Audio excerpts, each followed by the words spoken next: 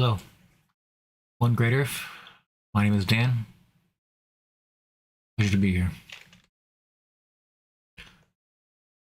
We're going to look at a couple of articles relating to climate change and which should be called the new heat, the new average heat standards that foundational buildings were created without extreme heat in mind. Should be called the That threw me off. This is from National Geographic. Foundational words related without mind.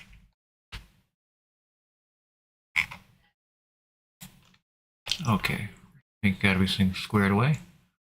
The link between extreme weather and climate change has never been more clear. Experts drawing the direct connection from specific storms to the nebulous idea of climate change can help people grasp the urgency of our crisis. A decade ago, scientists would say they were pretty sure a specific hurricane, heat wave, flood, drought, or raging wildfire was more severe due to climate change, but they could rarely pinpoint its exact contribution. Now, thanks to a convergence of human brainpower, mathematical models, precise weather data, and superpower computers, climate fingerprints are being calculated for many major weather events. The purpose of this climate attribution is to drive home the extent that greenhouse gases from the burning of fossil fuels relates to the weather effects people are seeing. We want everyone to understand how what we are as humans have done translates into intensities and frequencies of weather extreme events, says Joyce Kamute, a climate scientist at a London-based nonprofit World Weather Attribution, or WWA, a leader in this research. We're not saying that climate change caused a particular extreme weather event. What we are saying, here's the extent climate change has modified it. So you have these storms that are going to happen, and they're being intensified through climate change. Not that there's more intense storms. More than 400 extreme weather events, many in the past few years, have been studied to determine to what extent the grade of the phenomenon was driven by climate change. For example, researchers at Climate Central, a nonprofit organization that collaborates with WWA, found that last summer's heat wave in the southwestern United States, where temperatures in July were some 10 degrees Fahrenheit above normal, was 5 or more times more likely because of climate change. That is very important right there. Where temperatures in July were some 10 degrees Fahrenheit above normal, you have all these buildings that are designed for 88 degrees. Instead, you get 80 days of 98 degrees. These have huge ramifications on the people in the building, people being able to sit comfortably or just at all in these buildings. Right now, with the Southwest heating up immensely, there's no end in sight and there's no relief in sight. So with these buildings, especially schools that don't have AC, that were giant wind tunnels, but when the wind is hot and it's humid, it's hard to, fans don't work anymore. You can't just put a fan on in a hot, humid area and expect to be cooled off. You're not sweating the same anymore. Your inner core is heating up. It's a lot to take in. So not only is this new generation priced out of everything, all the old people are still in positions of power that we were trying to get rid of. Excuse me.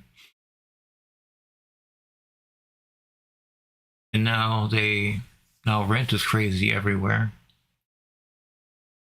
And climate change is making even vacationing harder. So let's say anybody that likes lake ice fishing. The Midwest did not have any lake ice the entire winter. It was a very mild winter, especially for the Midwest. Very worrying, especially with the fact that everything's starting to heat up. And there are some states that are just, they were never designed to be 100 degrees for most of the year. Let's say that what we were looking at before with Texas, San Antonio having dozens of days and dangerous temperature range. But what happens instead of just being a city, it's now an entire region. It's an entire southwest region. It's the south, southeast, northeast. Especially in northeast, been relatively cool waters. With those waters heating up, this could be very dramatic for the northeast United States as well.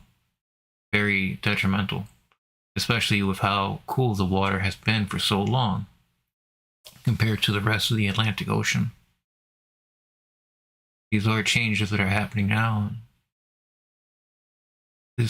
We only have models to go by because it's so disastrous, it's so catastrophic.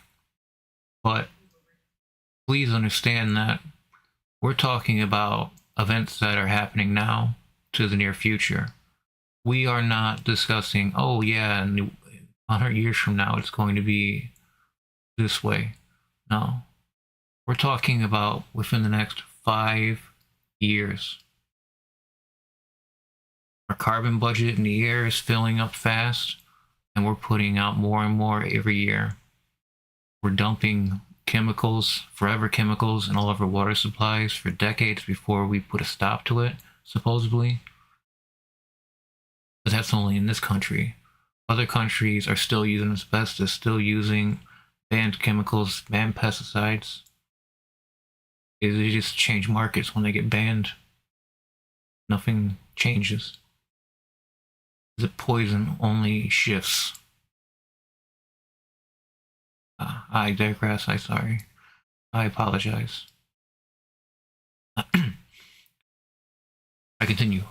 For example, researchers at Climate Central, a nonprofit organization that collaborates with WWA, found that last summer's heat wave in the southwestern United States, where temperatures in July were some 10 degrees Fahrenheit above normal, was five or more times more likely because of climate change. Heat waves like that are not just blips, but become much more frequent if the world doesn't quickly transition away from fossil fuels and other greenhouse gases, says Andrew Pershing, the lead scientist for attribution research at Climate Central. Climate has worsened heat, floods, and storms. Complex weather events are triggered by several environmental factors, including high or low pressure systems, jet streams, and more.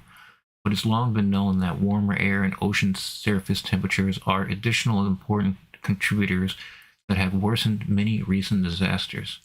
Scientists have calculated, for example, that total rainfall from 6 of the major hurricanes that struck the Atlantic coast in the past 20 years, Katrina, Irma, Maria, Harvey, Dorian, and Florence, and which collectively caused more than $500 billion in damage, USD, were 4 to 15 times more intense depending on the hurricane than they would have been the Earth been cooler. Last year's unusually warm Midwestern Christmas week was at least twice more likely due to climate change, a Climate Central analysis found. While some put the blame for snow-free Christmas on El Nino, the periodic warming on the surface of the Pacific Ocean that does affect the weather. Without global warming, the area might have received some holiday snow. On average, heat waves that would have happened once in 10 years in pre-industrial times now occur some 3 times more often, and they're frequently 1.2 degrees Celsius hotter than in the past, WWA says. The record-smashing heat wave that buckled roads in the Pacific Northwest in Western Canada in the summer of 2021 would have been all but impossible without the contribution of climate change. Could your home have been saved? Could your own home have been saved? Scientists now aim to calculate in disseminate these climate fingerprints within days or a few weeks of an extreme weather event. When people are paying close attention, says Michael Wenner, a senior staff scientist who calculates attributions at the U.S. Department of Energy's Lawrence Berkeley National Laboratory in California. Quickly connecting the dots between the event and greenhouse gases helps people realize that climate change isn't our children's and grandchildren's problem. Significant changes are happening now. As soon as massive downpours began flowing in Dubai in mid-April this year, in which up to 10 inches of rain fell in less than 2 days, researchers at WWA dug into the data. A week after the rain, they reported that such an event became twice as likely from today's climate.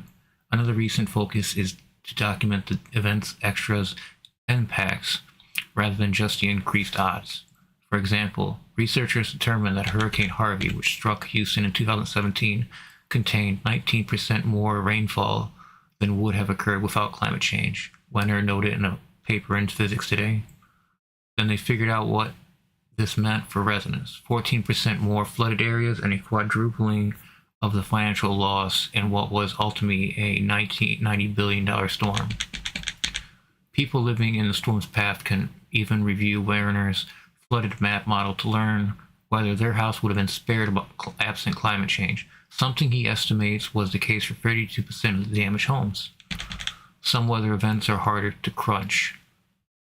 Attribution science relies on climate models showing the impacts of greenhouse gases on the planet, which are then combined with current weather information gleaned from ground station and weather satellites, historical information from global datasets, and other inputs. Statistical techniques culled from epidemiology are also used, since that field also teases apart the relative contributions of various factors, such as how much smoking habits, family history, and obesity each contribute to a population's heart disease odds. Heat waves are simpler to calculate than hurricanes, and droughts are toughest of all. Drought requires knowing not just how much of rain has or hasn't fallen, but soil moisture levels, air evaporation rates, and other data. In many parts of the world, especially underdeveloped countries, this current and historical data does not exist. Extraordinary events are also proving challenging. Climate is increasing the frequency of once in 100 events to 10 to 20 years. With the Pacific Northwest heat wave, for example, we have more than 100 years of data, but there was nothing like it. Most of the studies have focused on extreme weather, but everyday life is also different than what it would have been without climate change, Pershing said. That's why 2 years ago, Climate Central launched its Climate Shift Temperature website, detailing how each U.S. area's 7-day forecast diverges from historical norms. Minnesota site visitors last winter learned that many days were much warmer than usual, which climate change made 3 or 4 times more likely. This type of everyday event may not attract a splashy report from attribution scientists, Pershing said, but it was certainly important to the residents who live there. This is speeding up the intensity. So you have these once in 100-year storms that are becoming once in every 10-year storms, to once every 5-year, once every 2-year storms. It's because the intensity of these storms is normalized due to what we can only perceive as climate changes on our bubble of this planet. Spheres which we find are breathable entire history of man. We are spoiling it. Weapons of war do not need to report to any environmentalists, do not need to report their environmental damage. You have aluminum, you have metals, toxic chemicals that are exploded from these bombs that end up in the atmosphere as microparticles. This is also attributed to satellites and other bodies falling from low Earth orbit through the atmosphere and burning up. So there's a good percentage of the atmosphere high up enough that is filled with metals, such as aluminum. and what we do with sea trawling, where we take a giant weighted net and drag it on the bottom of the sea. That kicks up particles that took 100 years to go from the surface of the ocean to the bottom of the ocean. We kick up enough carbon dioxide, it takes 9 to 10 years for the effects of ocean trawling to see the effects of for the carbon dioxide levels to change. So let's say if 10 years ago today, 10 years ago, 9 years ago today, there were extreme ocean trawling that was happening, especially near India, Australia, in the South Atlantic. And we start seeing these events unfold, and there is nothing that we can do to calm our state, because this is our past catching up with us. That's another unattributed factor of climate change, is the amount of carbon that's brought up from the oceans due to net trawling. Where you take giant nets and you go into the bottom of the ocean and scrape it up, and everything biological gets stuck in a net. It is terrible. And you can see the scars. They go for so long, ruining so much coral reef, destroying fish nurseries of all kinds of species,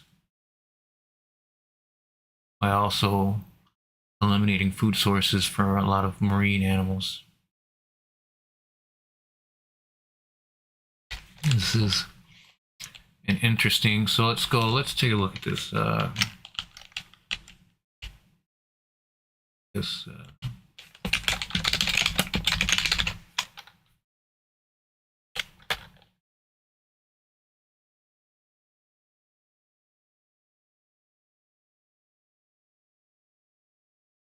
Okay, this is the website that was talked about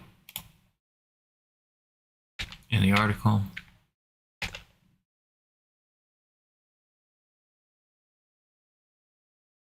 You see the Southwest here is far more likely. The anomalies 7.7 degrees Fahrenheit. Wow. 10.3. These are insane changes, because this is a really hilly, mountainy area, and you want these hilly, mountainy areas to have snow and ice once in a while, you know? And that doesn't happen with climate change. We're seeing more and more glaciers become lost in time. And glaciers are a breathing entity. In India, they've shown that they can literally grow glaciers by packing them in years prior. So it's not that we just let glaciers go. We also were not doing anything beneficial that man has been doing for thousands of years. We lost track with nature. We lost our path because we started to believe that we are the world, that there is nothing that we could not do. But in our attempt at gaining complete domination of this planet, we instead made it incredibly toxic and poisonous for all human life. There might be other animals that could survive, but if human beings become extinct, I really don't have much hope that the rest of the animals on this planet could remain, just due to how robust and adaptive human beings can become.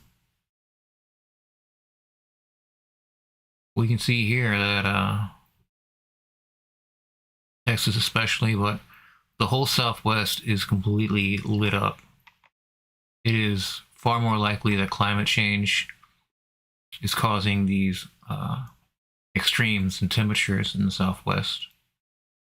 And in the event of a blackout, in the event of power loss during the day, and what happens if there's a blackout for more than a day? People will die. People will die in record numbers due to heat. Heat is a killer. It doesn't act slow, it doesn't act fast, it is always on. This is very interesting. But that will, of course, will shift, that will move. More states will begin to show regions filled with higher up colors that are more likely to change and modify an existing climate already in process, in motion.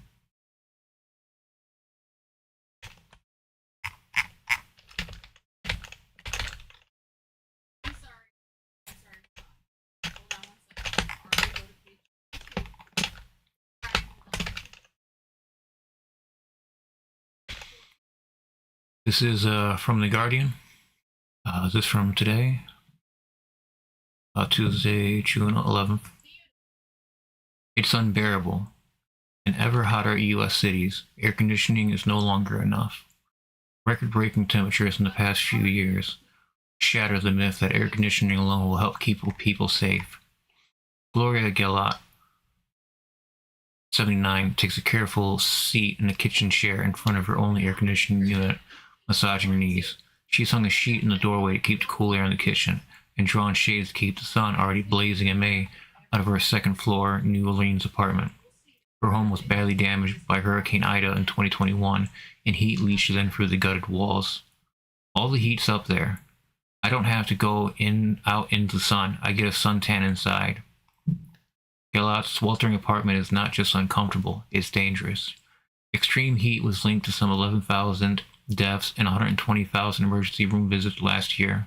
Heat injuries don't just happen in sun-soaked fields. Older adults like Gellot, who live alone and cannot escape stifling, poorly insulated units, are among the most at risk. Conventional wisdom and public policy have long operated on the assumption that no matter how bad the heat gets, air conditioning will be enough to keep people safe. But the last few years of record-breaking temperatures are shattering that myth. The home environment can actually be a substantial risk in and of itself, said Joe Madrigano, a public health researcher with Johns Hopkins University.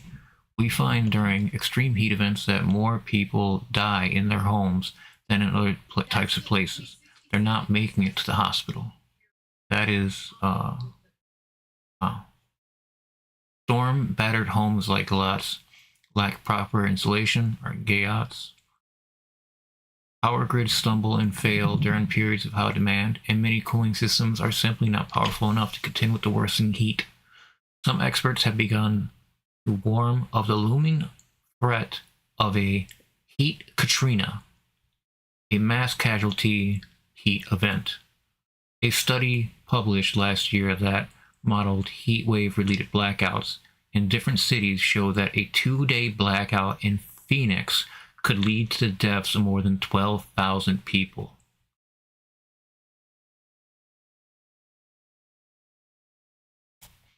That is what referred to as a heat Katrina. So if Phoenix goes out for a 2-day blackout, 12,000 people are projected to perish due to heat-related illness, stroke.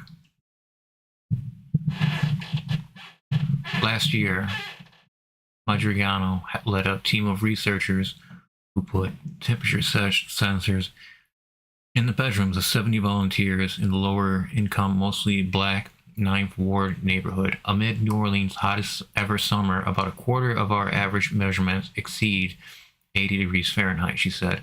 About half of the homes exceeded 80 degrees Fahrenheit at some point in the day. There is no single standard for safe indoor temperatures. With each degree of temperature rise, however, participants reported more symptoms of heat illness: dizziness, headaches, nausea, weakness, and fatigue. It's almost hotter outside than it is inside. Say that again. It's almost hotter inside than outside, reported one participant, who said she still got an $800 energy bill. Another participant described being just overwhelmed and taking showers to stay cool. I can see how it's going to be in years to come, he added. Most participants, like Gellot, had air conditioning, Madrigano said. At first look, that sounds great, she said, but What that reveals is that air conditioning is simply no longer enough in hotter ever cities. Cooling systems can't keep up. The types of cooling systems that we sold 10 years ago are not able to keep up with the weather we have.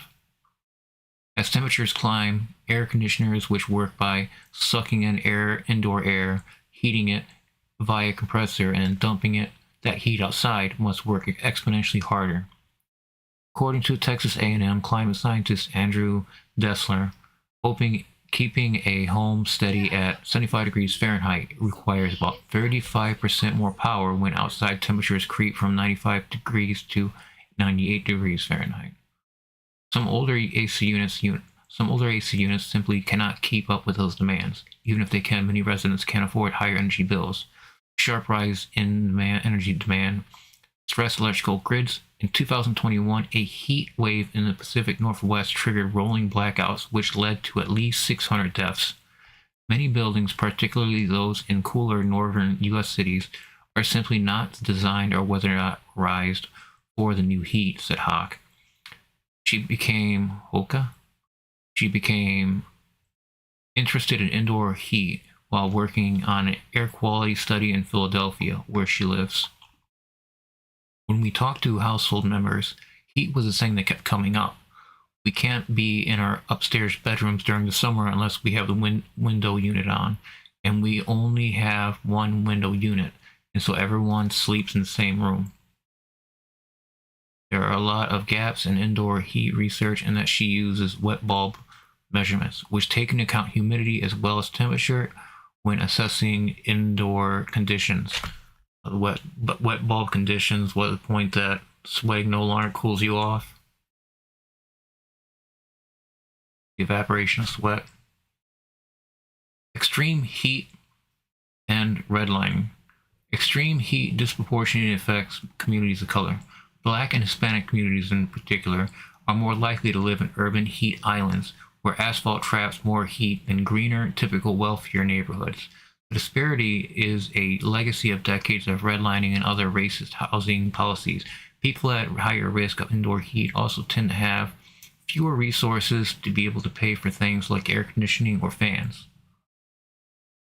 In New York City, according to state data about last year's record heat, black residents are twice as likely to die of heat than their white counterparts. When white people catch the cold, black people get the flu. Remember that. Even when heat isn't deadly, it's damaging. Heat triggers respiratory distress, acute cardiovascular events, disrupted sleep, and impaired cognition. In other words, heat makes it hard to breathe, hard to sleep, hard to think. It's unbearable, said Dee Green, who lives in New Orleans' Holly Grove neighborhood, a lower income, primarily black neighborhood bordered by highways. Green said her AC has been broken the last 3 summers in a row. She suspected it's due to the unit overworking.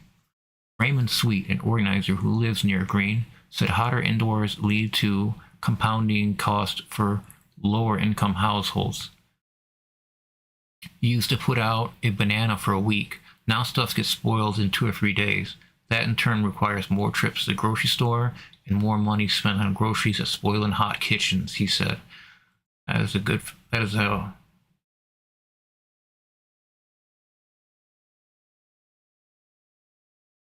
bewildering. The spoiling of food faster, not taken into account, that I've seen before. If apples and other fruit, you put them in the fridge, sure, but you don't put your fruit in a fridge. It spoils within a day or 2 instead of a week. That's hot. And there's so many factors of climate change that people will largely deflect with jokes or sarcasm, but I think it is just fear. Because everything that they've learned so far about climate change, if it were real, which it is, then we're in for a very bad time. See, these same people that are doing the most damage to the planet have children. How can you have children in this planet and you're destroying it? Actively causing harm to their futures. It doesn't matter the amount of money they get whenever they grow up. It doesn't matter that everyone under the age of 30 that's a billionaire is from an inheritance.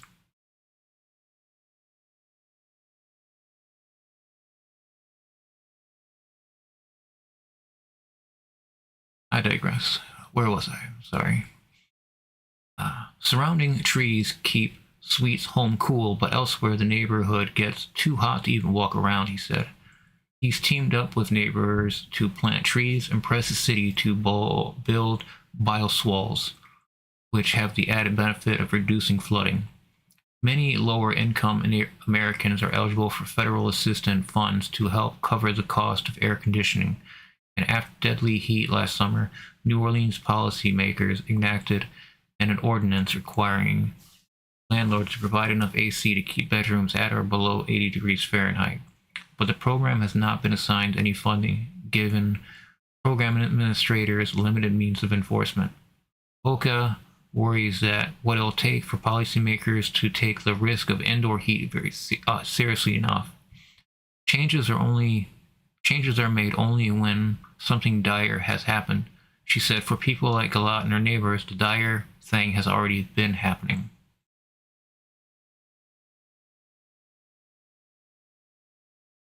This is going in the same theme of buildings becoming largely uninhabitable due to extreme heat temperatures, is that they were designed for temperatures between 75 degrees and 88 degrees temperature. Now they're seeing temperature increases of 5 to 10 degrees across the board. So that's becoming up to 98 degrees, 95 degrees, 98 degrees indoors. Because without AC, and it's 110 degrees outside, you're not getting the inside of it that much cooler, if at all. If it might be hotter indoors than it is outdoors. I remember having to go outside a lot as a kid because I found it cooler outside than inside. It could just be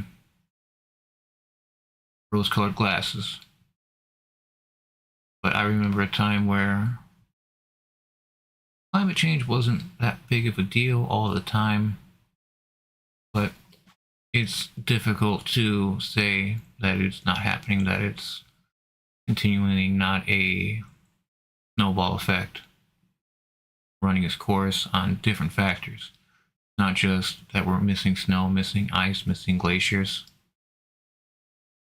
We're missing wetness. It's becoming drier.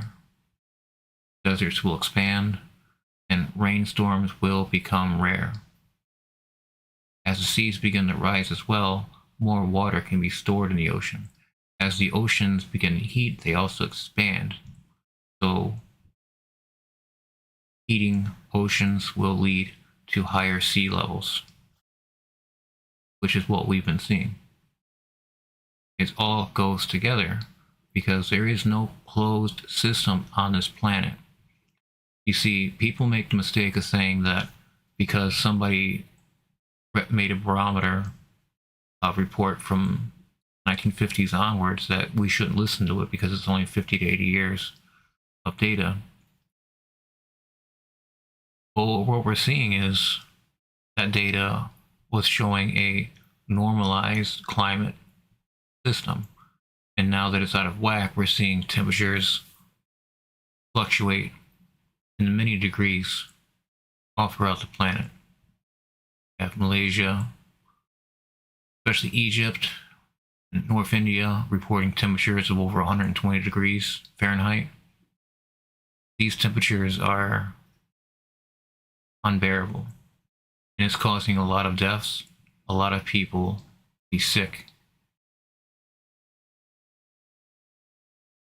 And without a better, substantial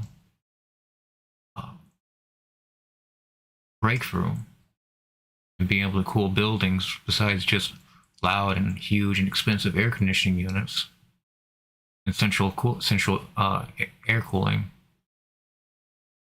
we might not be able to have buildings occupied by people during the summer. It's just that simple. That it's too hot and these buildings get too hot and they eventually can no longer harbor human life. This is already happening. We're already seeing spaces that are unsafe for people to be. What more is needed to have been said? That just keep seeing that people are constantly convinced that climate change is a scam. Climate change, they convinced that climate change is a scam, regardless of what evidence is in front of them. And this is scary to me because these people will be drowning into their dying gasp. They still will. Nope, it's not climate change. It doesn't make sense.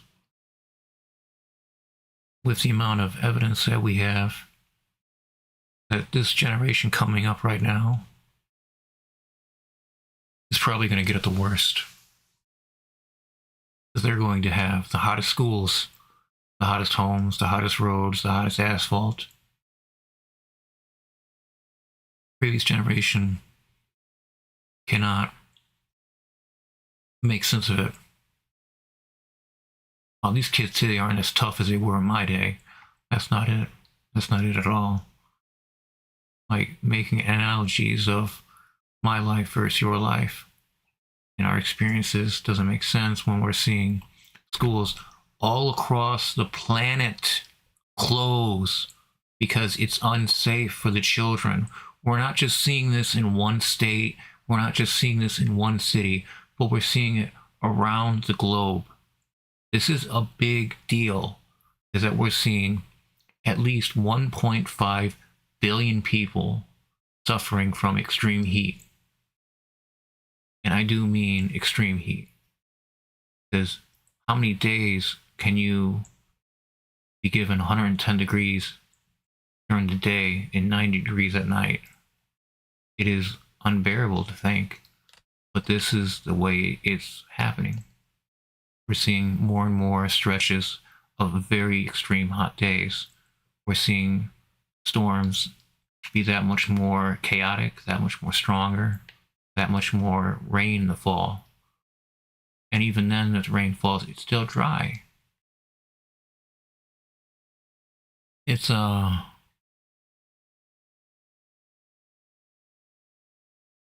this generation, especially this new generation coming up, is going to be the most pissed off people on the face of the planet. Because Gen Xers talk about getting screwed a lot, which, yeah, but differently. Because we were left with all kinds of messes, a lot of financial messes, But in school, rising cost of school, this generation is kids just already pushed out of everything, priced out of everything, because they're pissed off and everybody knows it.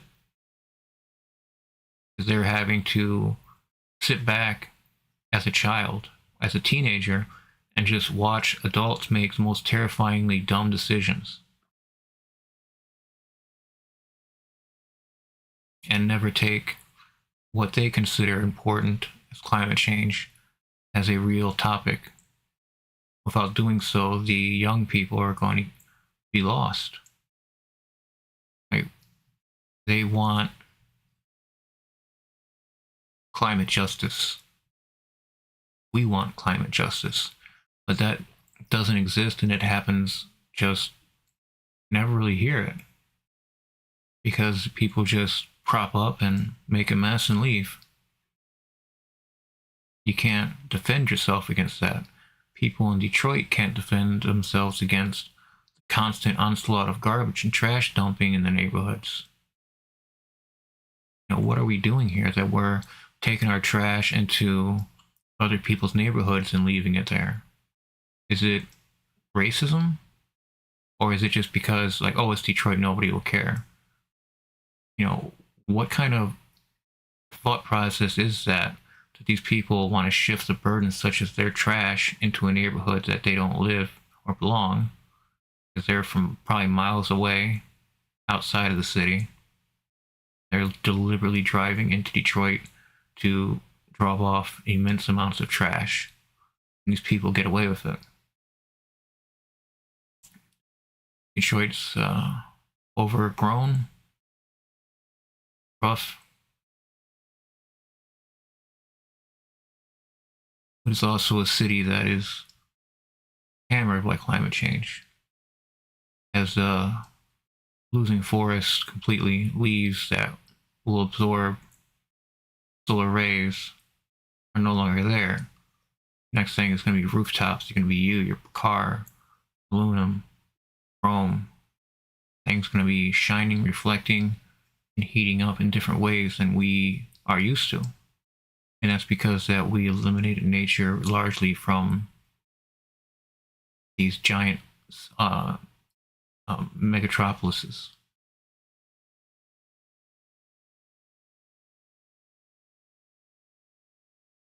It's especially alarming when you have people that are saying that this is an agenda, this is a way of people getting on top of the world. Climate change. If you make people believe and accept climate change, then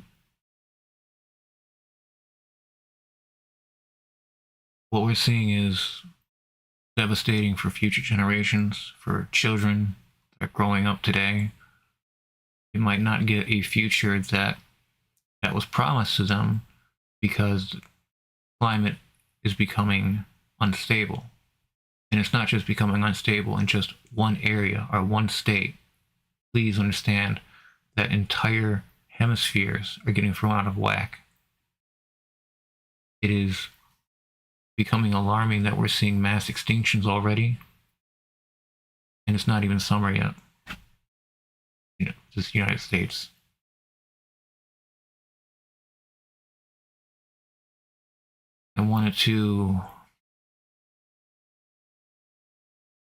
I haven't been doing wildfires in a while, or volcanoes. I've been doing sea ice, but it doesn't change as often.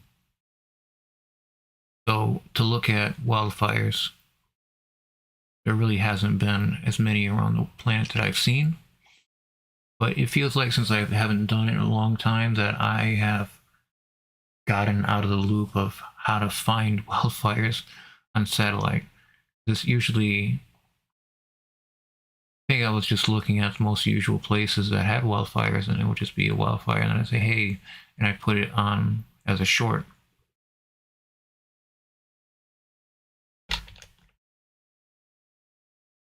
This is from Alaska Beacon. This is a bonus article. Climate change disruptions to Alaska marine fisheries scrutinized at Kodiak workshop. Ooh.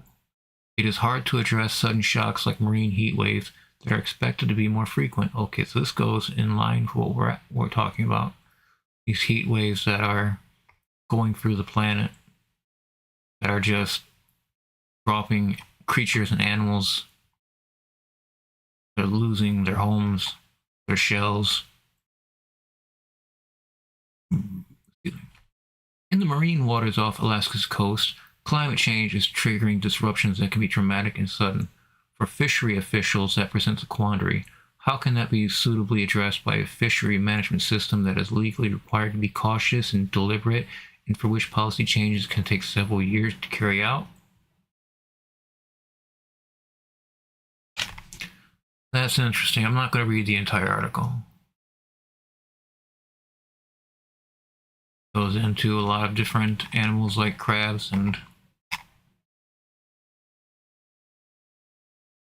like the Bering Sea snow crab.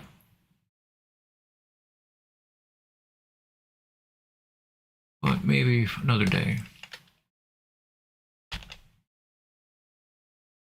I thank you for joining me here. Please, if you haven't already, like the stream, subscribe to the channel. It keeps me motivated in doing these live streams because I'm trying to grow this channel through live streams. And it wasn't until I talked to some professional streamers that have many thousands of subscribers. It's really hard to grow a channel through just live streaming. So I've been doing shorts and putting up videos, and that has been doing fairly well. Getting a lot of subscriptions. I have almost 6,500. I gotta remind myself that that's a crazy number to have. And I've only been doing this with my face here since October. So the growth has been pretty substantial for the channel, and I hope to continue seeing the channel grow.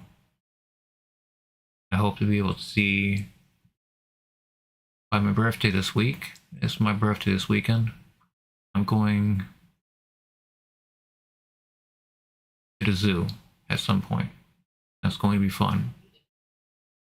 But zoos are not a way for conservation efforts.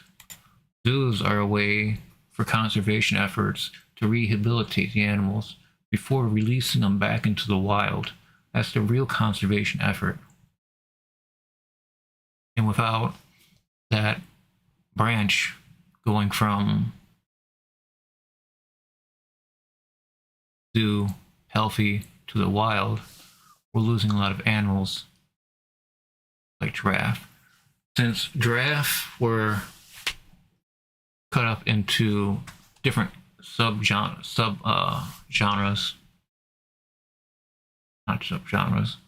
subcategories of giraffe. There are fewer giraffes than we actually thought before. There could only be some in the thousands. In extreme heat waves, a giraffe has no protection from that. They have to be in a very wooded area with a lot of leaves, a lot of trees, to stay in there.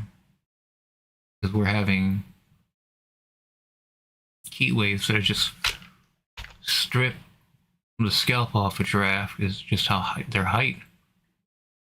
We have elephants too. They get severe sun damage, but they have a lot of area of skin. It's a lot of animals that are dying horribly due to heat. Coral reef. Coral bleaching in a coral reef is heat stroke to a human being. So we should be able to appreciate what's going on in the ocean a lot more than we thought. Because what these animals are going through is the same what we go through. Except chemically, just completely different.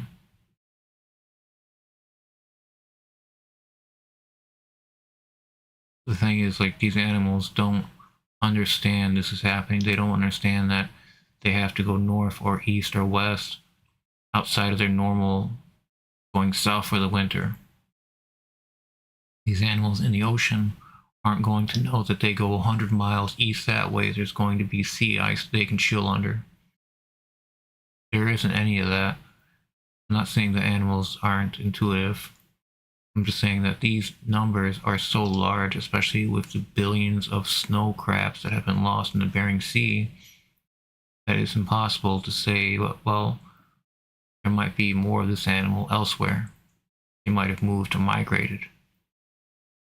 No, they're just gone. If there were billions of snow crabs that moved in the Bering Sea north or went under, we would see them. We would see them. So to think that Alaskan snow crabs are extinct is a huge wake-up call, because you have companies like Red Lobster going out of business, blaming it on land leasing and stuff, which is probably true, or in part, but also snow crab season being canceled 2 years in a row has a big impact on restaurants like Red Lobsters that like to microwave crabs and lobster for you. It is imperative that we don't return to massive overfishing when we get to the point that we realize that it's not that we're overfishing, it's just that the fishes, the marine life, can't keep up to the changes of climate. The heat waves are too big, they're too wide, encompassing, so animals aren't able to escape them, and they use up too much energy trying to get into cooler water and then perishing. It's all connected, you see. It's not some great conspiracy. What we're talking about is nature. It exists in nature. We're not talking about something that has to be bought or sold. We're not talking about something that has to be believed. We're talking about a concept that has to be accepted due to strong circumstances that are out of our control. And out of our control is probably something where people freak out the most, but it could be in our control. We still have the vehicle's steering wheel. We could take this into on a different road, but half the world seems like they don't have any care, and they're just going to keep doing what they're doing regardless of what anybody tells them. Okay. But within a few years, we're going to see such devastating aftermath of climate change that people with children should be alarmed. People with children under the age of 15 right now, because I say 5 years, with all these new lives that are starting up, might not get a chance because climate change is going to put a dampener on their ability to succeed in life. I don't imagine that schools without air conditioning and central indoor heat cooling can stay open for very long, especially in the Southwest, due to immense heat. So that heat's coming up like a blanket from Florida to Arizona, and it's going to pull itself over. It's going to be Oklahoma and Texas. There's going to be a lot more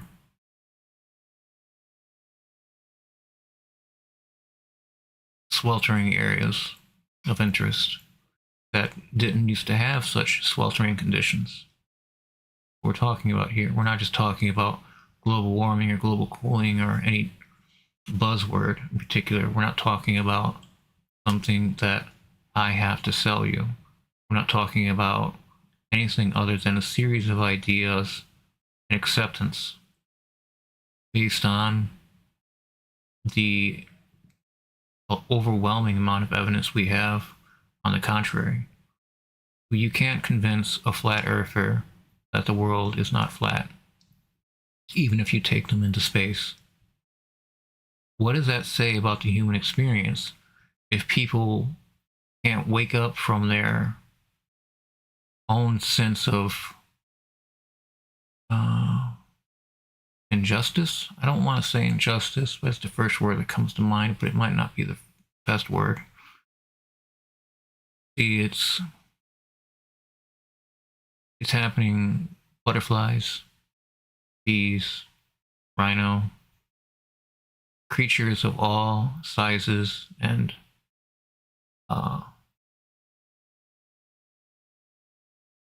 complete different species are seeing decline and drop in numbers. It isn't just one species in particular. It's not just only the rhino, but specifically the rhino are being hunted into extinction due to their horns. You see, the horns grow back. They don't have to be killed to obtain the horn, but they're killed anyway. These are terrible acts of human greed.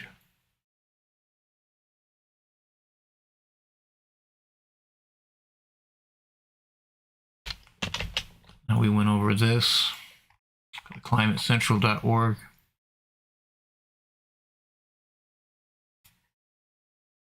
We're seeing a climate shift.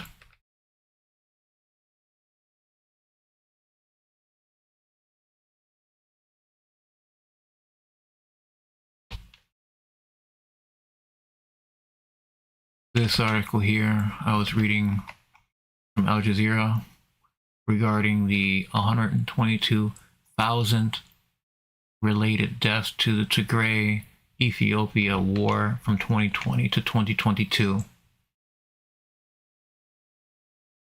Africa using weapons in an area where there is a huge increase in temperature fluctuations is only going to exacerbate the situation of climate change in their region. See how this works. You blow up enough bombs, it's going to heat things up enough. You're going to have different kind of compositions of metals and chemicals entering into the soil, entering into the ground, making it sick, making the ground unusable. What's the point of bombing for farmlands when the farmland becomes toxic and unusable? When the soil becomes sick, there's no way to remedy that. Decades ago, I believe Missouri, I want to say Missouri, they were putting pesticides in oil and mixing it up and spraying across all the streets. When they found out the damage this was doing, they upheavaled all of the dirt, all of the land, and moved it out, and then brought in more dirt. But it doesn't matter. It's still there. Still deeper, and modern man at that time was able to dig. We weren't able to inspect and see the chemical aftermath of what the soil, whenever it's contaminated with such horrible elements like mustard gas, and you have it leaking into the ground. You have the ground completely sick. That's when people move. Groundwater is sick and they can't get any new water.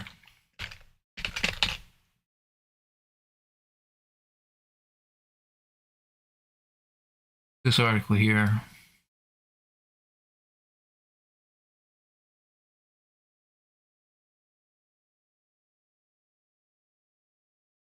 again, I thank you for joining me here. I try to stream often, and I will always try to put up, some interesting articles that go together, that have a certain path that I can go back and pull this video and know that I covered this video, I covered this news before. But it's largely, it has to do with big ideas, big numbers. We're not just talking about people in the thousands or hundreds of thousands, but we're talking about people in the billions. This is far larger than just putting up an article and just talking through it. What we're doing is trying to establish a body of work that eventually we'll look back and say, all these things that link together are here. And it is baffling that people that are smarter, more capable, are more in the know, could not prevent this, even though it was seen by some person online. Now, those are fears. Those are legitimate fears that you're the only one that sees the danger, But that is not the point. The point is that the danger is already present and the danger is already happening. And we don't seem to be changing any aspect of our day-to-day activities as human beings. Are we going to stop flying aircraft as much? In the United States, I believe there was at least 90,000 flights per day. You can't compete with that by saying, okay, we're going to take off 300,000 cars off the road every day.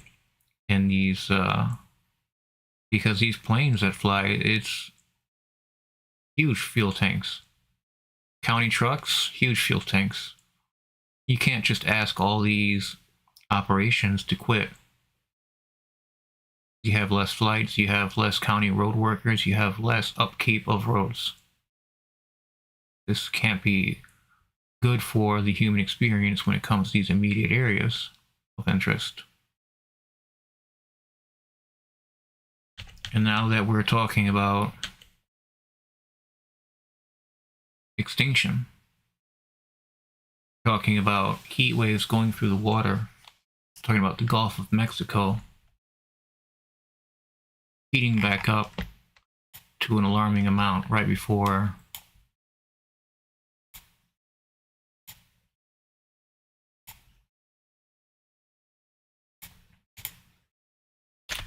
see, this is the peak wave period bleaching.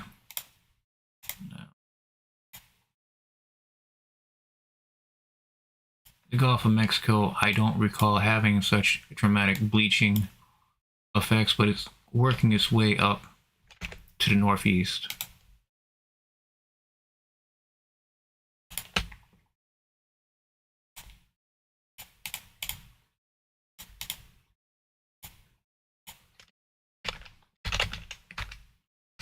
Do I have this up here?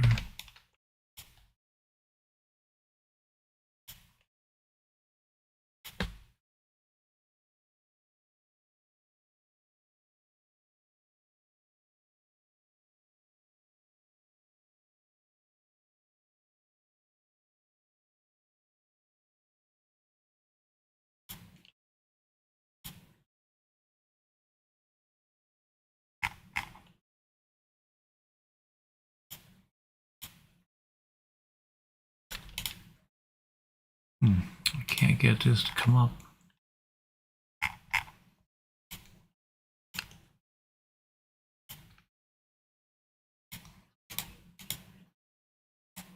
There we go. There we go.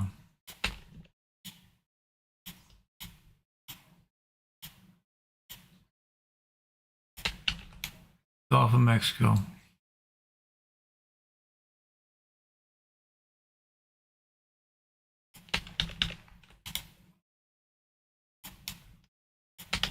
Okay.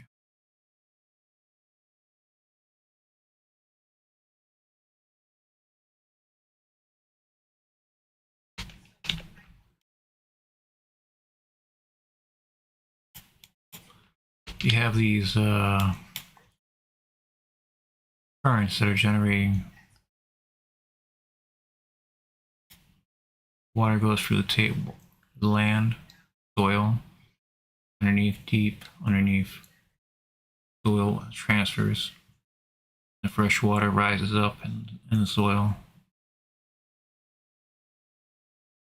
as the ground retains the salt.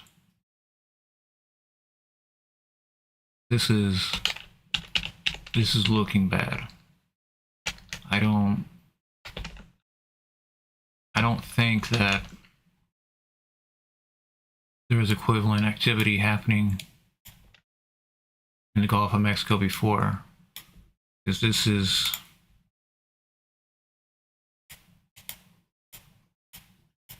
just going backwards a little bit.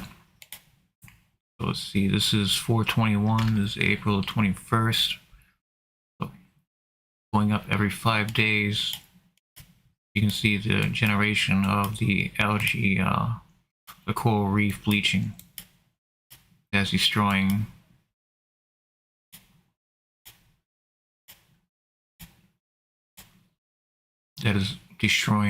coral reefs around the planet and killing untold amounts of sea creatures, marine life that needs coral reef to survive for some specific reason. Could it be for protection? Could it be for food? Shelter? There's a lot of reasons why animals would call a place home, like having a sea nursery underneath and a coral reef, where the coral can just grab onto a shark egg and hold it there, as the sharks will commonly drop their eggs in tight crevices.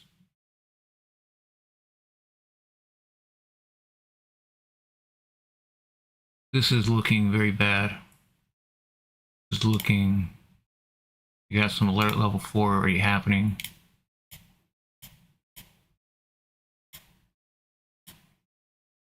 South of Mexico. But this is happening now in the Gulf of Mexico. We're seeing the worst coral reef bleaching in the history of record keeping in the Gulf of Mexico. This is going to devastate the Gulf of Mexico. It's going to devastate marine life, coral reef, and mammals that live in the ocean. This is going to take these currents across Florida here. They no longer have mangroves.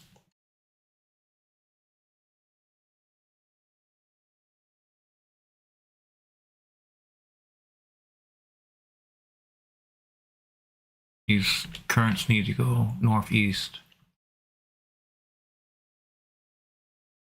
up here, and it's not making it. This is the current here. It's through.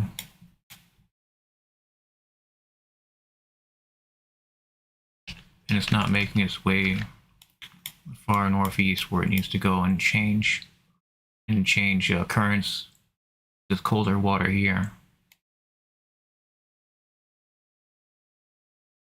Now we're seeing sea temperature changes. You can see what I was talking about earlier is the northeast having such a cooler temperature, but we're going to see that heat up as this current breaks up here,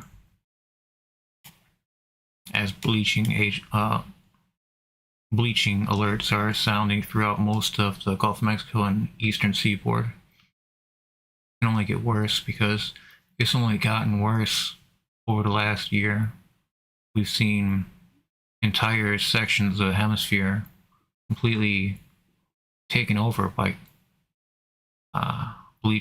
coral bleaching. Seeing coral reef bone white as it lets out the algae in a panic and a heat stroke, and that algae comes up as an algae bloom on the top of the surface, and then we think it's a nuisance or a pest and we got to get rid of it. But who's to say that algae doesn't find a new home in a new coral reef again, or it's just taken out because it looks unsightly? As human beings and their hubris, we think that this world is ours. We are not the world.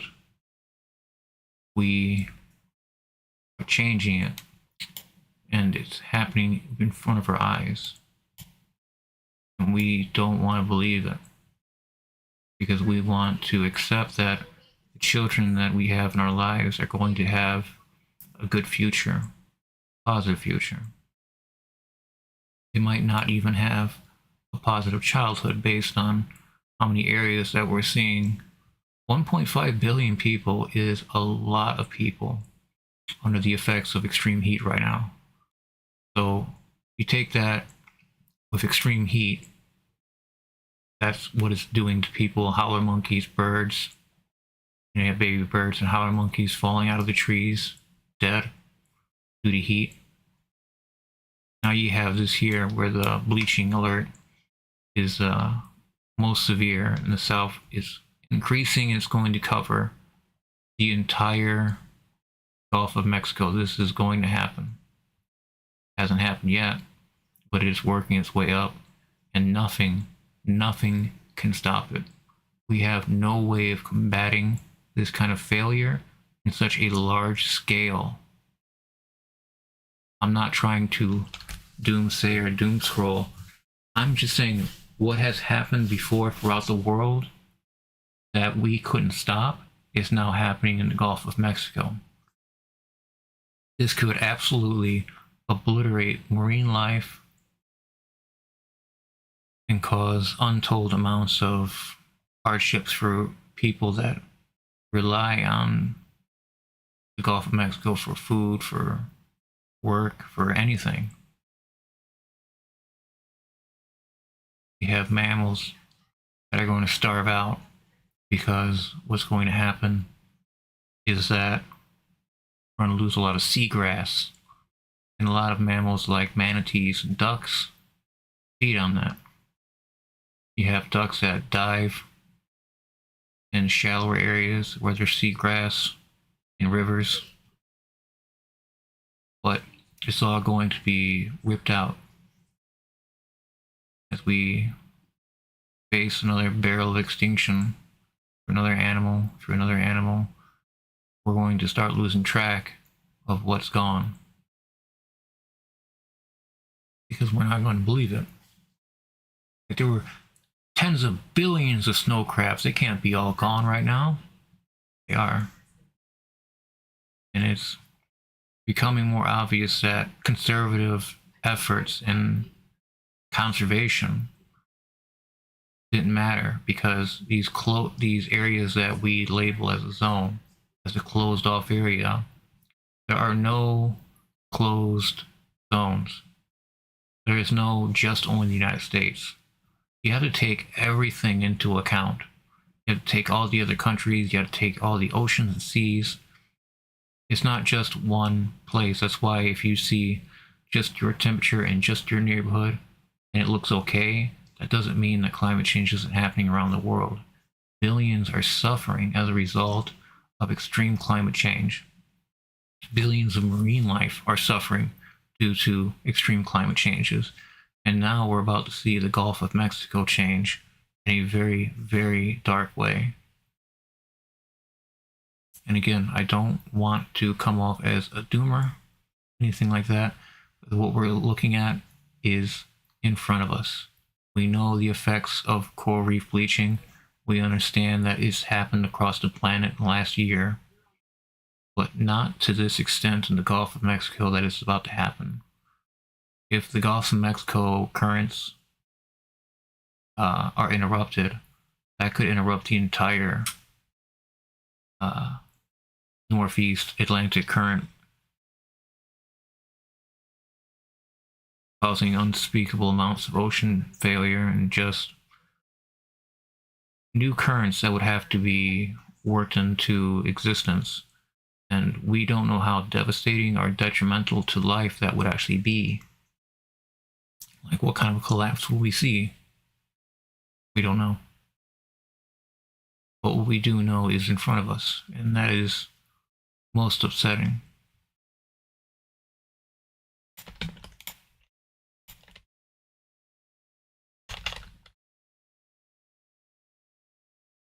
You know, it's probably in our best interest, like, okay, what are we doing that's causing this? I think these questions are too far gone, because we already knew what was causing climate change. We already knew. Fossil fuel companies knew decades ago of the effects of climate change and fossil fuel burning and did nothing to stop it, because money. They want to have a dynasty for their family. They want to create a dynasty of their own namesake. That's fine, but you're doing it in spite of billions of lives. With the world heating up in a way that is detrimental to human success, because what happens is it's just really too hot during the day to go out. It melts your bottom of your shoes and the rubber on your shoes. We're talking about days that are so hot that last for weeks at a time. We're seeing countries that have been having very alarming amounts of concurrent heat-related, like heat domes. Just this high-pressure system that just sits over the region and doesn't move and just accumulates heat. That was over Mexico for quite some time.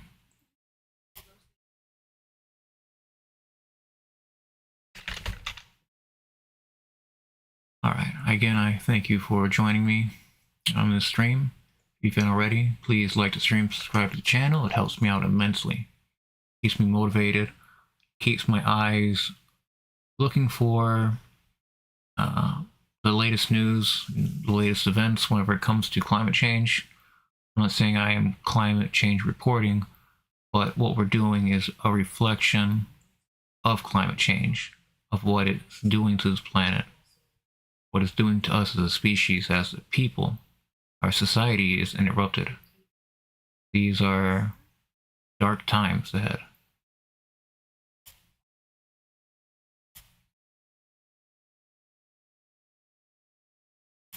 I am very happy that I bought a new camera. This camera has not been giving me any problems at all, and I can respond in real time. Because before I had a lag on my camera that was sometimes 10 to 15 seconds. So I would be talking and my gestures, everything would be following way too late. Sometimes it'd be a minute. Sometimes it would just freeze and hang and lag. And that would interrupt, that would disrupt my process. Because people were commenting that they were being taken aback by me popping, because it was mainly just like this, me popping in and out of existence on the screen. And you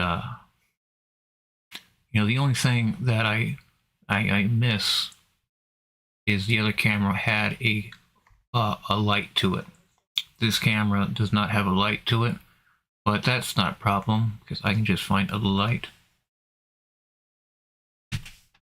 a ring light, something. I don't know. Whenever it comes down to it, I imagine whenever it's darker outside, I'm not going to get as much natural light coming in. Alright. Again, I thank you for joining me.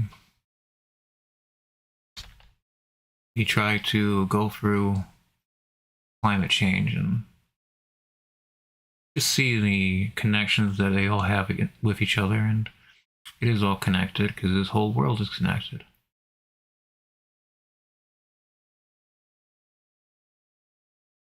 We looked at the Gulf of Mexico, but we can see massive, massive stripes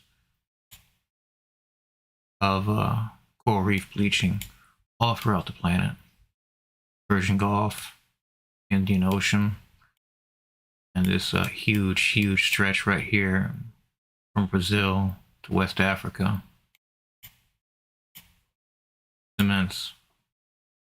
And it just was half the hemisphere just not that long ago. Terrifying to think that billions of lives in the sea are being exterminated due to extreme heat conditions. Crabs and other shelled creatures have a limit, a thermal limit, and if they can't take it anymore, they are boiled alive.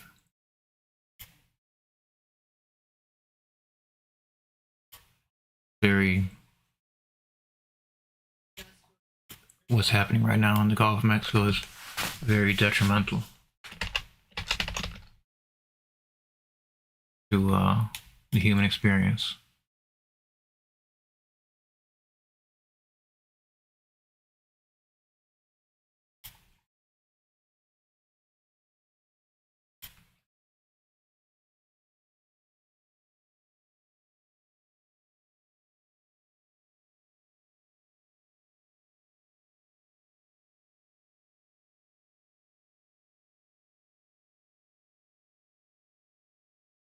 All right.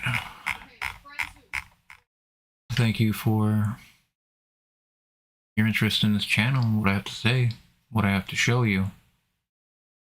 It's humbling. Be almost at 6,500 subscribers.